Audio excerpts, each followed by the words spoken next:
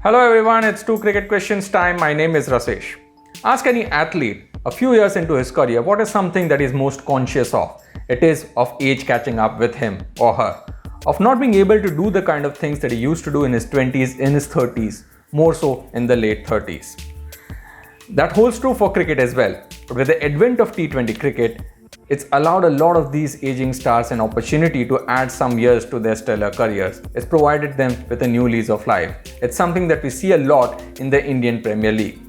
But by now we know that IPL is a highly competitive tournament. You might occasionally find some athletes who may squeeze into a squad for some sort of subjective bias, but you will never make the playing 11 unless you fit into the scheme of things, because the margins are so narrow. Any tactical mistake, any selection mistake can cost you the match.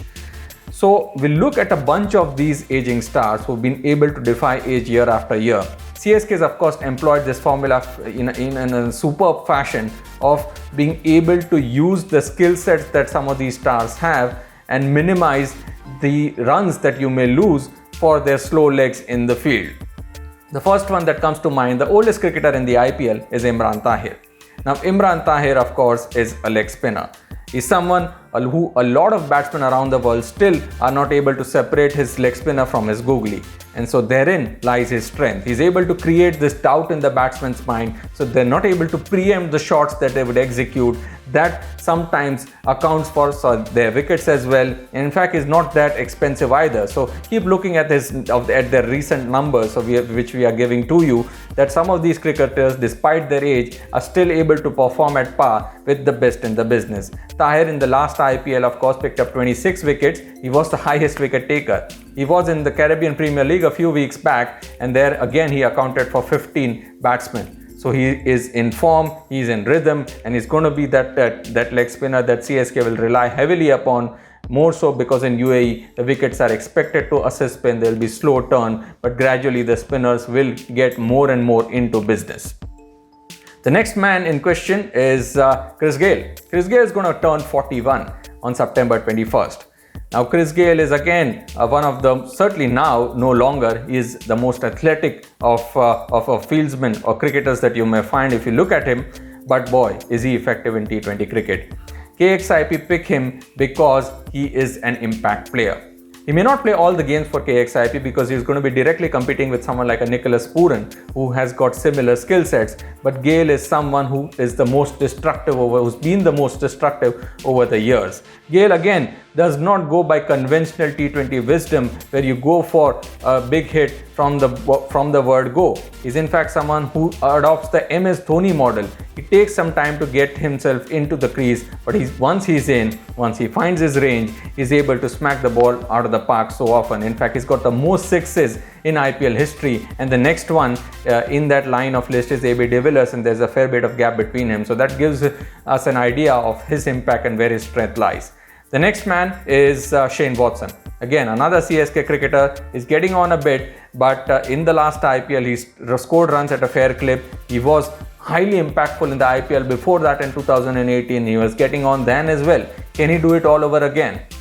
He's someone that CSK is going to heavily rely upon because that team is in a lot of mess. Ryan Azov, Ruturaj Gaikwad still recovering from COVID. So at the top of the order, the team is heavily going to rely upon Watson's runs. And so he'll have to ring in the experience, all these years of experience. Remember, he was a man who won them the 2018 IPL final. So it is that big match occasion why CSK rely heavily upon Shane Watson. The fourth cricketer that we are looking at is the most famous of them all, MS Dhoni. Now, don't look at his statistics too much. Dhoni's name is enough. Simply, not so much Dhoni the batsman. Dhoni the batsman may decide to summon his runs from the muscle memory that he has and surprises us with the most stunning season, and that would be interesting. But I think something that CSK would be heavily relying upon as far as him is concerned is his captaincy.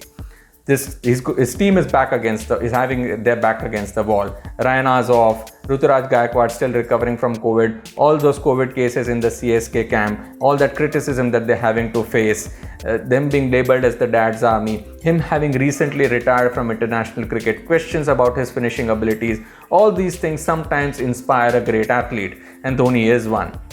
So if he's going to be a motivated captain this year, it's going to be very interesting, because with his team having a lot of older cricketers, he's going to be able to, he will have to devise a formula through which he's able to get the best out of him. And when you're faced in this sort of situation, MS Dhoni is that first captain who comes to mind. So not so much Dhoni the batsman, but certainly Dhoni the captain is something that we should be keeping an eye on very, very closely. Next cricketer that we should be looking at is Dale Steyn. Dale Steyn is not a young man anymore. In fact, it's going to be very interesting if actually Steyn can defy age, because yes, he can deliver those effective balls once in a while, but can he pull in 6 good balls together for RCB? Can he even deliver 24 balls that are needed in a T20 match? Because if you look at his track record of late, he has broken down quite often. So that is something that RCB will be conscious of. But boy, we are happy that RCB's got him in the squad, because if Steyn works, he's one of the most delightful sights in world cricket. Steyn steaming in and delivering those outswingers. Although it's not just the outswingers that will work for him in T20 cricket. Who knows, he might have been able to add some more things to his craft. And that's going to be very, very interesting.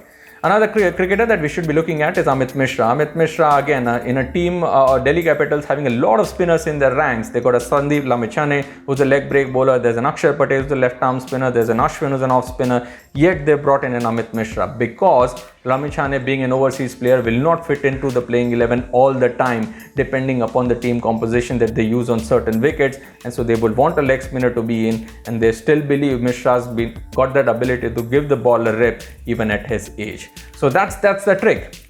24 good balls and you have played your part. Big sixes against a crucial, if you can win an opening power play for the team, you played your part. If you got those special abilities to handle the leg spinners well, and if you can be a matchup to the most skillful leg spinner in the opposition, you played your part. So these sort of dynamics, these games within the games, the battle within the battles that you can potentially win in a T20 contest is what keeps these aging stars interested in the format, and that is why a lot of these franchises continue to pick on them. But one factor that we should be looking at very closely is that we are all coming out of a lockdown. So how these aging bodies will react to the lockdown, what kind of practice have they got, is something that is going to be very crucial for us to know if these are indeed ageless warriors will once again deliver in IPL cricket. Our second cricket question today, and I promise you it was not going to be a serious one, but something that you may be curious to know.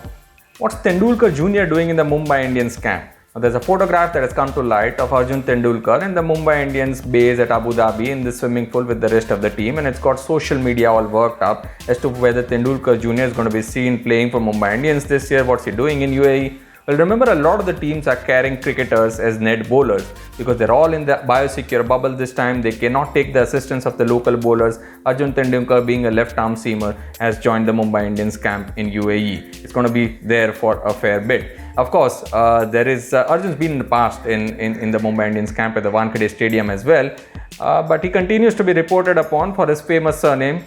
He'll also be longing for a day when we report upon his individual performances irrespective of his surname. Do keep watching 2 Cricket Questions and send in your feedback as well. Thanks for watching.